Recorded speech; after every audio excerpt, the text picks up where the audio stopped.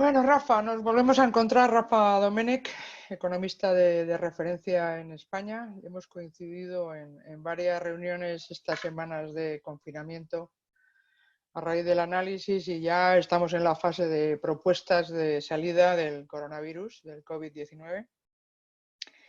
Y justo comentábamos antes de empezar que ya necesitábamos volver a otro tipo de rutinas y no estar en este modo de excepcionalidad, ¿no? Que nos está agotando, francamente. Así es. Y si hay algo, Rafa, que ya empieza a haber coincidencia, hay algunos que dicen, bueno, esto va a ser una oportunidad para el gran cambio. Yo intento ser optimista y ambiciosa, pero lo que sí que se parece haber un consenso es que acelera tendencias que ya venían. Y una de ellas, que hemos tenido ocasión de hablar ya varios años tú y yo, es el de la digitalización, ¿no?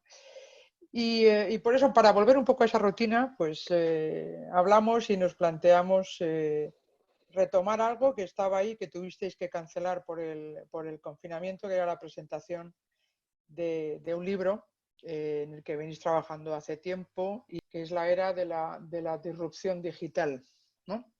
Que has escrito con Javier Andrés y que representa un análisis como los que hacéis siempre, muy profundo, muy detallado, con mucha información, muchos datos, para plantearnos un poco el modelo, ¿no? El modelo económico que se desarrolla en esta etapa caracterizada por la disrupción digital. ¿Cómo estás viendo si realmente crees que hay una aceleración? ¿Cuál es tu visión desde el punto de vista de esta gran tendencia que es una realidad en estos años 20 del siglo XXI? Bueno, Elena, lo primero, muchas gracias por invitarme a participar en este foro de debate y de discusión. Estoy encantado de estar aquí contigo. A ver, efectivamente, yo creo que, de hecho, nosotros, ¿quién iba a pensar, ¿no? Cuando iniciamos este proyecto, que lo íbamos a tener que presentar o lanzar a publicación en esta fase, ¿no?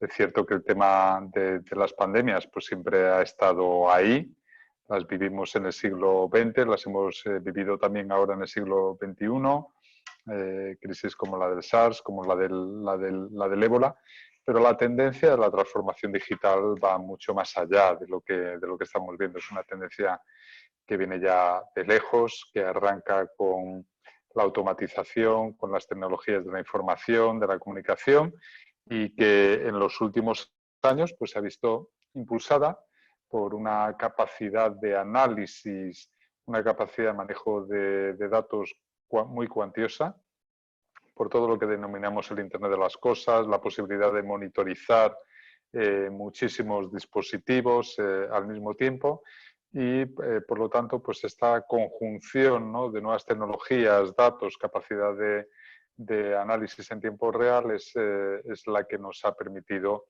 empezar a ver ya una disrupción de carácter exponencial en muchos sectores, ¿no? Y en el caso concreto de esta pandemia, de esta crisis que estamos viviendo ahora, pues lo que se pone de manifiesto es que incluso algunas de estas tendencias se aceleran, ¿no? Porque cuando hemos visto que teníamos que hacer frente, ¿no?, a esta crisis sanitaria mediante medidas de confinamiento y distanciamiento social, es cuando precisamente se han puesto todavía en más valor o en un valor añadido adicional, pues todo este tipo de tecnologías, de formas de trabajo, de consumo de servicios, ¿no?, de información, que ese distanciamiento social, que ese confinamiento, pues nos ha obligado a tener que hacer desde nuestras casas, ¿no? Y por lo tanto, si ya antes había acuerdo, ese acuerdo todavía se ve refrendado por esa aceleración que estamos viendo Claro, en yo creo que estas últimas semanas. hay un elemento, Rafa, que yo me planteaba. Efectivamente se asumen o se adoptan, mejor dicho, tecnologías que antes eras más reticente. No es mi caso, pero quiero decir, la mayor parte de la población incluso en las empresas siempre eran más reticentes. Así Y la es. necesidad te lleva a una adopción acelerada de esas herramientas. Pero hay un segundo elemento que yo creo que es muy relevante para la conversación que quería tener contigo sobre el impacto en la economía y el empleo, que es la constatación de la utilidad que tiene Ujú. el empleo Así es. de esas herramientas y de todas aquellas que me permitan conectarme con el mundo del que estoy confinado en este momento, ¿no? Entonces, eh, echando un ojo a vuestro libro, que me parece, como he dicho antes, un libro muy, muy importante para avanzar en el conocimiento de lo que es el impacto de todas estas tecnologías en nuestro día a día. Hacéis un enfoque que me parece muy interesante siempre de perspectiva histórica, ¿no? Esto es diferente, esto es más de lo mismo. Eh, y yo coincido en esa visión de que la revolución digital que estamos viviendo es una revolución industrial, que aunque la gente piense que no lo es, sí que lo es, diferente a las anteriores, ¿no? Y mencionáis una serie de factores como es la mayor rapidez de difusión, la generalización, el hecho de que sea transversal, o sea, no es una herramienta que utilice solo un sector, se utiliza. Son Claro. pequeños cambios o grandes cambios que están transformando la manera en que funcionamos, ¿no?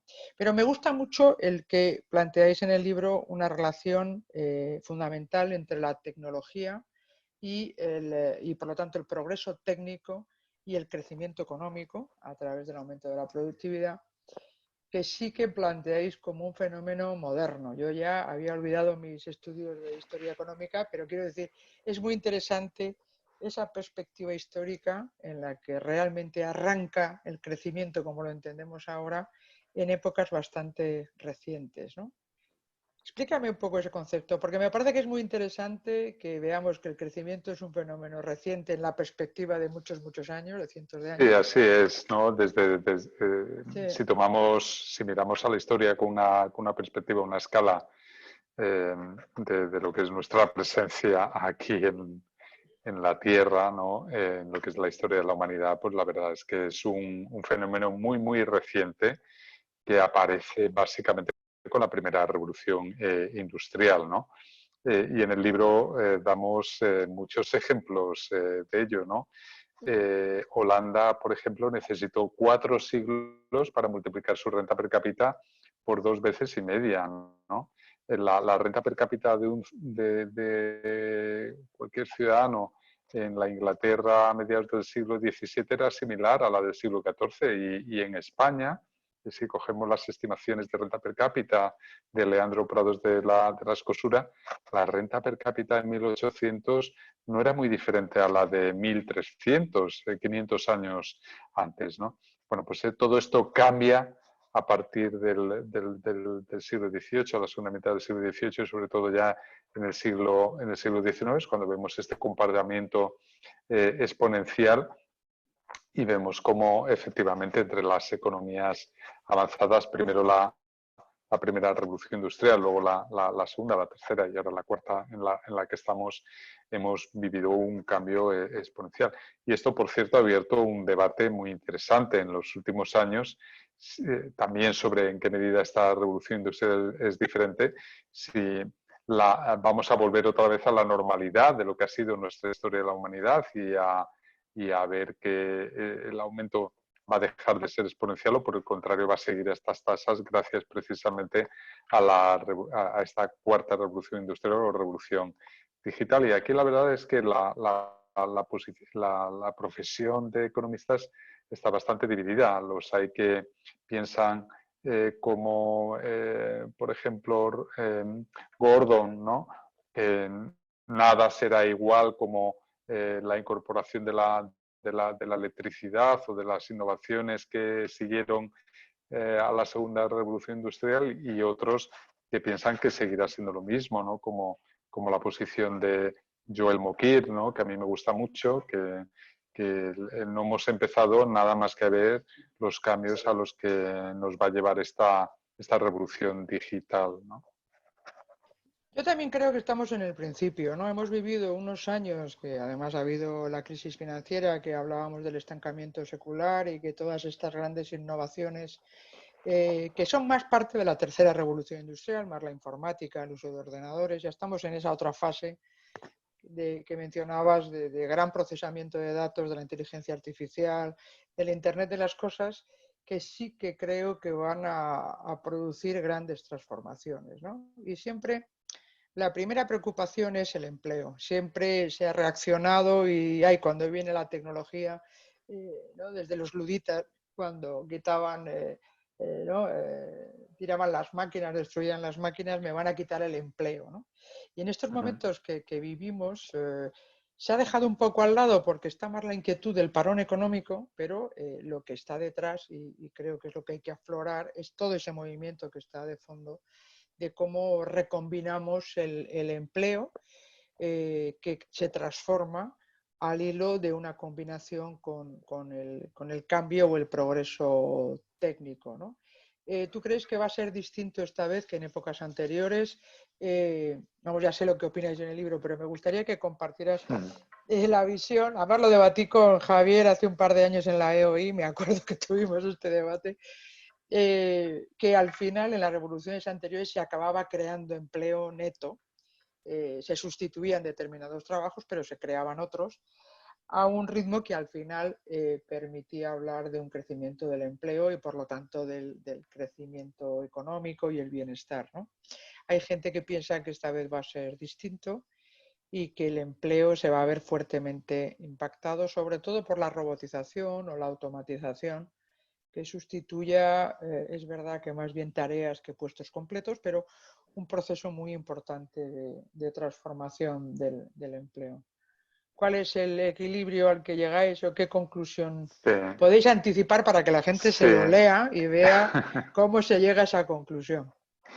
A ver, todas las revoluciones industriales, todas las revoluciones tecnológicas tienen algo en común, pero también algo diferente, ¿no? Lo que tienen en común, desde luego, es la fuerza, la dinámica subyacente y la importancia que tiene la aparición de nuevas tecnologías y, por lo tanto, esta no es distinta a ella. Es cierto que, aparte de lo que has comentado al principio, de la rapidez de las innovaciones, la multipolaridad, esta tiene algo que de alguna manera es también distinta a las anteriores, es que, sobre todo, con las revoluciones industriales anteriores lo que teníamos era sustitución de capital por fuerza bruta, por así decirlo, de las personas, ¿no? El hecho de que un tractor pudiera sustituir a un arado tirado fuerza bruta o animal, ¿no? De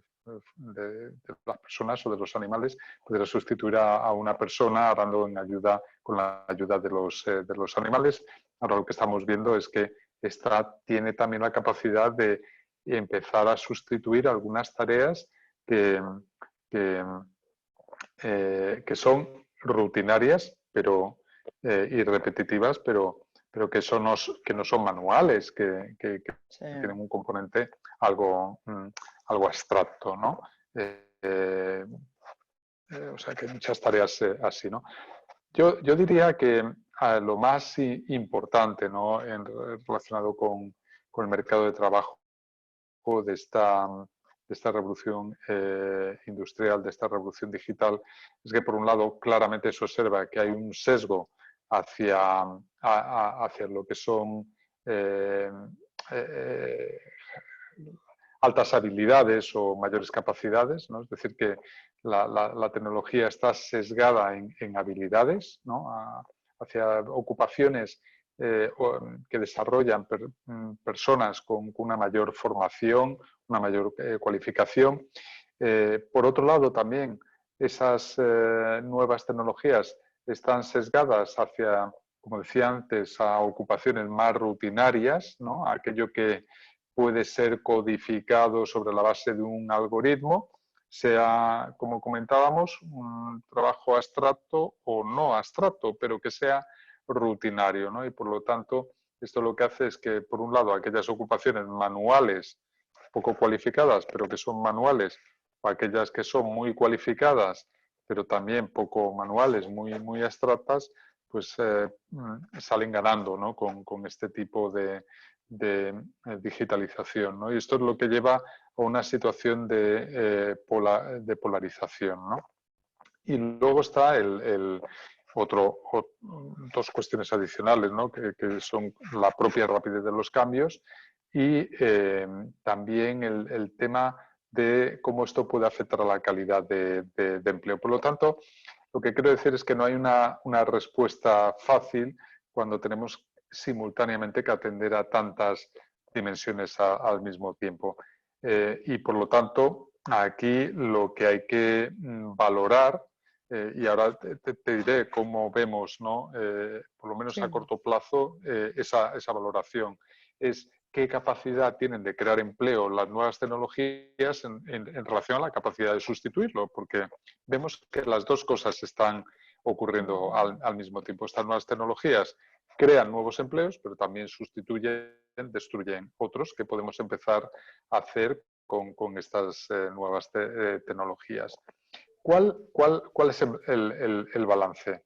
Bueno, pues si miramos o hacemos un análisis a nivel muy micro, a nivel de ocupaciones, a nivel de empresas, nos podemos encontrar pues, que efectivamente la automatización destruye empleos. Y esto es algo que es innegable, porque como ha ocurrido con las revoluciones industriales anteriores, nos permiten hacer más con menos personas, ¿no? Pero al mismo tiempo crean otro tipo de empleos a nivel agregado.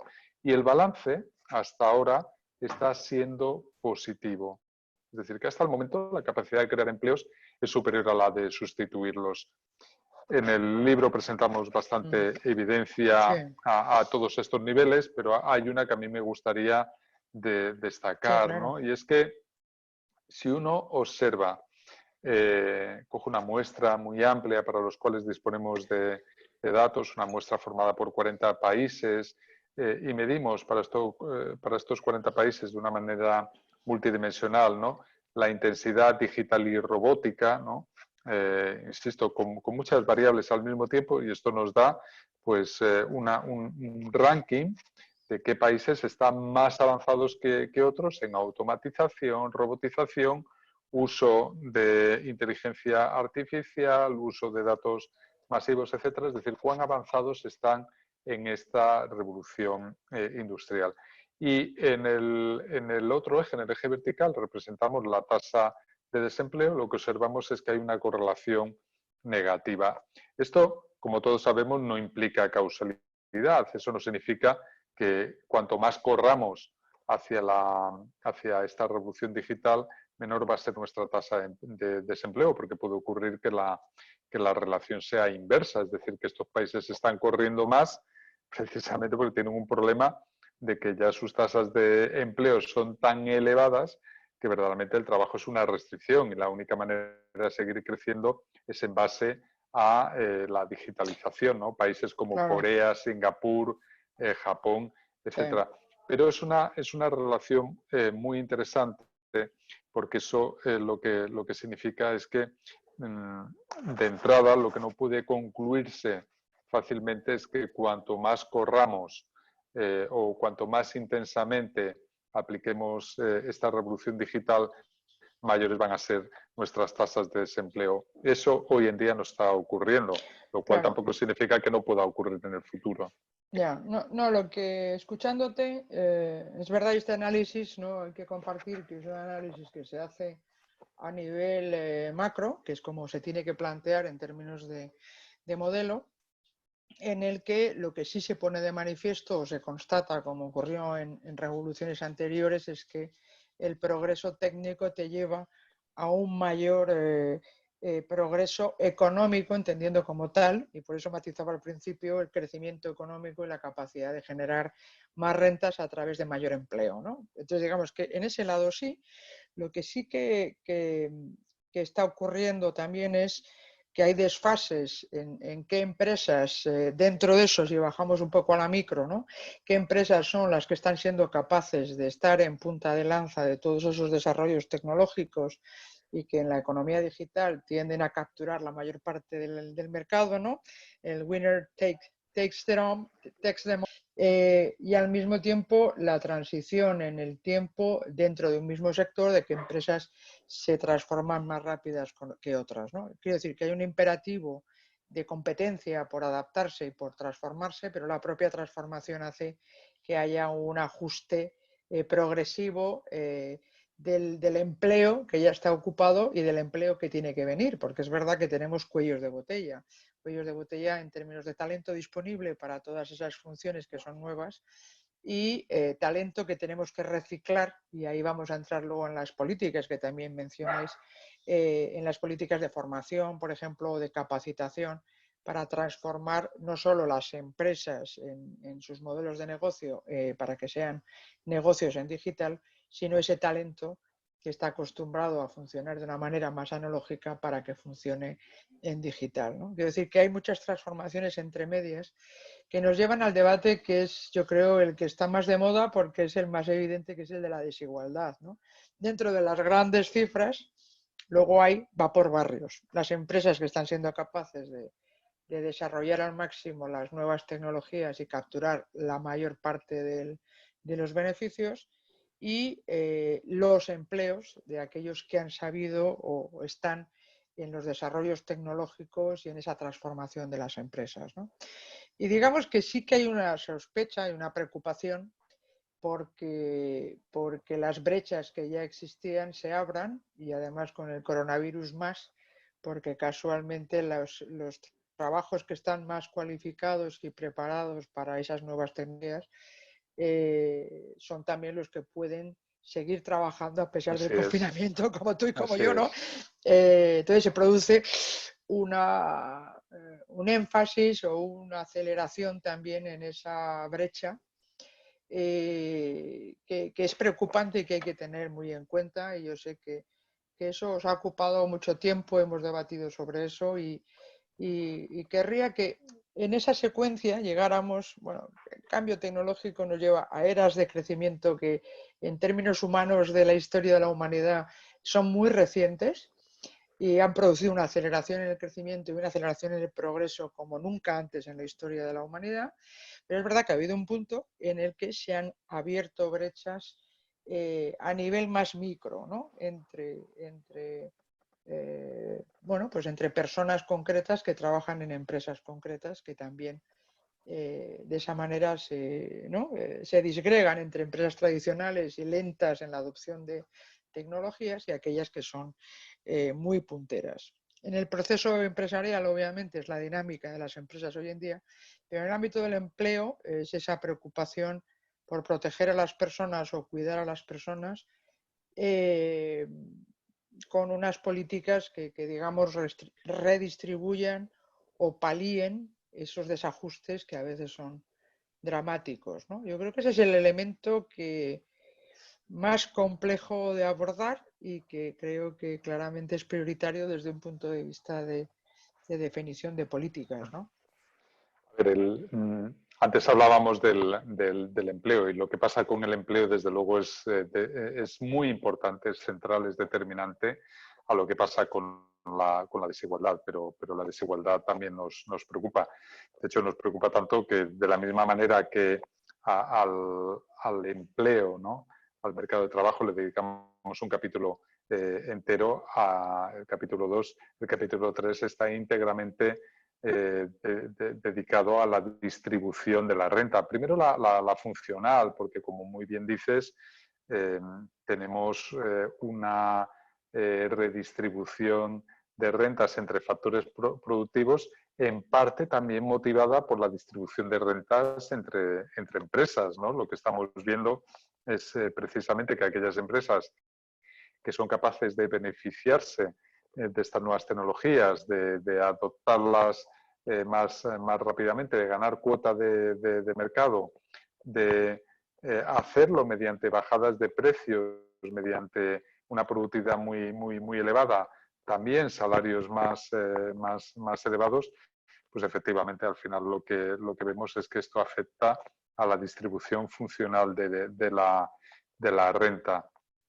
No necesariamente porque el capital termine obteniendo una rentabilidad mayor que el trabajo. Lo que ocurre también es que estas tecnologías son muy intensivas en lo que denominamos intangibles o capital intangible, que tiene una amortización mucho mayor, y cuando comparamos o hacemos la distribución de la renta corregida por las tasas de depreciación de estos bienes de capital, lo que nos encontramos es que no ha habido una tendencia clara, es decir, que en la mayor parte de los países esa distribución funcional de la renta entre rentas del trabajo y rentas del capital netas de amortización es bastante similar y estable, ¿no? Lo que Esto sí es que es cierto, para debatir con Piketty, ¿no? En el libro anterior. sí, efectivamente. Lo que sí que es cierto es que si la medimos en términos brutos, pues efectivamente Excedente bruto. la evidencia está ahí. Pero eso no es necesariamente lo que se lleva el propietario de capital cuando amortiza el capital que pone en la empresa. Y también lo que constatamos en el libro es que una parte muy importante del aumento de la desigualdad, curiosamente, viene determinado no tanto porque digamos que ante la opinión pública esta idea es bastante atractiva de empezar a plantearlo, ¿no? De manera como lo hace Piketty, ¿no? Si tenemos un problema de distribución funcional, más rentas al capital, menos rentas al trabajo, el capital está más concentrado que el empleo, pues esto me lleva inexorablemente a una mayor desigualdad en términos de renta personal. Lo que observamos es, primero, que cuando corregimos por la amortización de los capitales, eso ya no es del todo cierto. Y luego lo segundo, que la mayor parte de la desigualdad personal tiene más que ver precisamente con la desigualdad de salarios, con el hecho de que las diferencias de productividad entre las empresas se han ampliado entre lo que se denominan las empresas gacelas o los líderes, las empresas que están en la frontera, frente a aquellas otras que no están innovando, y esto abre una brecha salarial enorme, que es la que también termina dando lugar a ese, en principio, presumible aumento de la desigualdad. Pero sobre esto también me gustaría llamar la atención, porque ya te digo, como le dedicamos una parte muy importante en el libro, las diferencias entre países que hay en términos de desigualdad son enormes, ¿no? Y no se puede concluir que el aumento de la desigualdad sea un patrón generalizable en las economías avanzadas. Desde luego este es un problema, claro, en el caso de Estados Unidos y también del Reino Unido, pero no necesariamente. De hecho, porque te cambia el cuestionamiento general al modelo, lo estás claramente desmontando, ¿no? Me parece muy relevante. Entonces, la capacidad que tenemos individual, desde luego, en cuanto a que te puedes formar más, puedes ser mucho más dinámico a la hora de cambiar tus comportamientos, pero desde luego como empresas, que de eso si quieres hablamos luego un momento, que sabes que me preocupa mucho, y luego como políticas públicas, ¿dónde pones el acento, ¿no?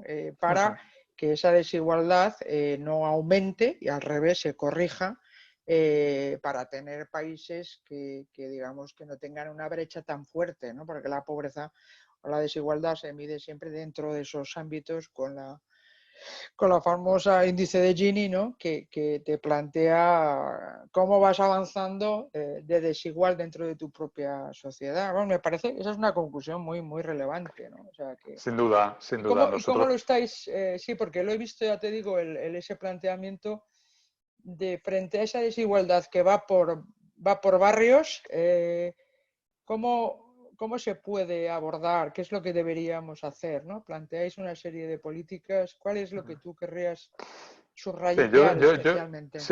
Yo creo que lo primero que hay que subrayar, tú lo has dicho muy bien, es que la desigualdad no es una consecuencia inexorable de la tecnología, ¿no? La tecnología es sin duda un factor determinante, pero no es ni el único ni el más importante. Y en esto sí que coincidimos con Piketty, es decir, que la desigualdad es básicamente un problema de elección social. Es una elección que hacen las sociedades sobre cuánta desigualdad están dispuestos a tolerar y qué políticas quieren llevar a cabo para corregirlas, ¿no? Y aquí tú mencionabas, ¿no? Tenemos que distinguir básicamente tres etapas. La primera es todo lo que tiene que ver con lo que nosotros llamamos distribución o redistribución ex ante o, para que se entienda bien, igualdad de oportunidades, ¿no? Es decir, que permitir que cualquier persona, cuando llegue al mercado de trabajo, lo haga con una perfecta igualdad de oportunidades. La educación es importantísimo, la salud también lo es. Por lo tanto, todas las políticas públicas que garantizan que todos los individuos, independientemente de dónde han nacido, en qué parte de la sociedad han nacido, en qué hogar han crecido, llegan con las mismas capacidades, ¿no? al mercado de trabajo. En segundo lugar, cómo funciona el mercado.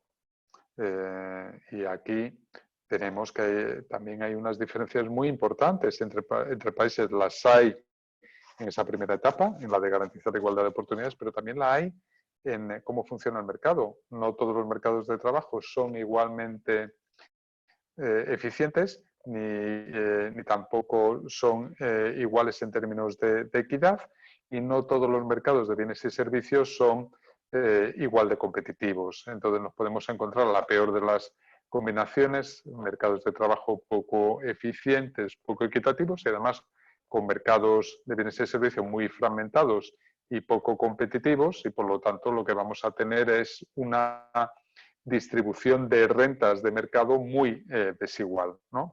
Pero esto hay países en los que ocurre justo lo contrario, es decir, mercados de trabajo que son capaces de ofrecer bajas tasas de desempleo, altos niveles de ocupación, bajas tasas también de temporalidad o de puestos de trabajo precarios o de paro de larga duración, y además luego una distribución de lo que son los excedentes empresariales bastante equitativas, porque las empresas compiten entre sí y no hay un poder de monopolio elevado. Y luego tenemos la tercera etapa, y es que si todo lo demás ha fallado o ha funcionado bien, pero resulta que no todas las personas, no todas las empresas tienen la misma suerte en la vida. Es decir, hay un factor ahí también que es aleatorio, que a unos les puede ir mejor que a otros, pues que tengamos una red de seguridad y unas políticas redistributivas que atemperen esas diferencias que no están asociadas necesariamente al esfuerzo, a la capacidad, a las preferencias que hayan puesto las personas durante la parte productiva o lo que es la actividad en el mercado de trabajo o en su actividad empresarial, ¿no? Y de nuevo aquí hay unas grandes diferencias entre países. Entonces, a la hora de la verdad, cuando sumamos estas tres dimensiones, lo que nos encontramos es que todo esto pesa mucho más que la tecnología, y las diferencias entre países son enormes. Y las buenas noticias es que, antes decía, de la misma manera que hay una correlación negativa entre aquellos países que más están avanzando en la revolución digital y son en los que observamos una menor tasa de desempleo, algo parecido ocurre también con la desigualdad. Es decir, que aquellos países en general que están avanzando más, que tienen más éxito en esta revolución digital, que están al frente de estas nuevas tecnologías, en general también tienen niveles de desigualdad menor. Pero hay una heterogeneidad muy grande y, por lo tanto, el único patrón, lo único que podemos decir con rotundidad y con suficiente certeza es que si lo hacemos bien en términos de igualdad de oportunidades, bien en el funcionamiento de los mercados, ¿no? De que evitamos que haya poder de mercado y una distribución de la renta que no tiene que ver con la capacidad, con el esfuerzo, etcétera. Y lo hacemos también bien en todo lo que son las políticas redistributivas ex post, pues se puede reducir mucho el nivel de desigualdad, como ya se observa en muchos países, en muchas economías avanzadas. No, está claro. Y en ese proceso que decías, ¿no? Que también he visto que España, lamentablemente, no vamos a entrar tampoco en el debate que, tal y como lo has planteado, ya da mucho para pensar, pero España todavía está en un cuadrante malo. Estamos en cuadrantes de posicionamiento con países desarrollados muy importantes que también lo están. Pero en el debate, si lo conecto con el debate que estamos teniendo con sociólogos, etcétera, sí que se constata una dualidad de la sociedad que está generando ese malestar, porque al final el ascensor social, de alguna manera, ha dejado de funcionar adecuadamente, ¿no? En ese sentido, nos iríamos más a un planteamiento de que hay que reforzar, desde luego, la igualdad de oportunidades. Eso hace trabajar mucho en todas las políticas de educación, ¿no? y de estabilidad y de red social ex ante, pero desde luego en el funcionamiento de los mercados y muy concreto en el mercado de trabajo, ¿no? Eh, yo insisto, porque claro, cuando nos planteamos intentar imponer la igualdad no suele funcionar, hay que intentar trabajar que se gestione de manera adecuada esa generación y distribución de rentas, eh, el que seamos, como te digo, capaces de mejorar el funcionamiento de nuestros mercados de trabajo, que se tienen que adaptar a la realidad de transformación de las empresas, ¿no? Que es en lo que te decía, las empresas tienen el máximo interés en que se adapte la forma de funcionar a las nuevas demandas digitales y necesita talento, necesita personas que sean capaces de ayudar en esa transformación. Y para eso los mecanismos existentes, tanto de contratación como de regulación laboral, deberían favorecer esas transformaciones con un leitmotiv que ya lo viene impulsando la OCDE desde hace tiempo, que es que hay que proteger a las personas y no a los puestos de trabajo. No tenemos que Así es. impedir la transformación por un malentendido protección del empleo, ¿no? Yo creo que a lo mejor hay que distinguir, y se hace, de hecho se habla de trabajo y se habla de empleo, se habla de puestos de trabajo, se habla de personas, pero yo creo que esa distinción es muy importante de cara a, por ejemplo, como estamos abordando una situación crítica como la actual, ¿no? Hay que mantener el empleo, pero sabiendo que al final lo que tenemos que favorecer es esa formación de las personas con una capacidad de adaptarse a cambios que además son cada vez más acelerados, ¿no? Porque si no, esa dualidad, esas brechas no se van a poder cerrar y no va a haber un mecanismo para, digamos, generar un nuevo ascensor, ¿no? Yo creo que es lo que socialmente perturba en la medida en que las expectativas, por ejemplo, de los jóvenes hoy en día son mucho peores que las nuestras cuando empezamos, y eso que empezamos en plena crisis de finales de los 80, ¿no? Pero, ¿sabes? O sea, yo creo que esa inquietud, me quedo con muchos elementos que has comentado, pero yo quería enfatizar el que nada es irremediable. El modelo funciona, pero hay que engrasarlo y hay que corregir aquellas deficiencias que no nos permiten unos resultados en términos de bienestar mejores, o de la igualdad, que me ha gustado mucho, ¿no?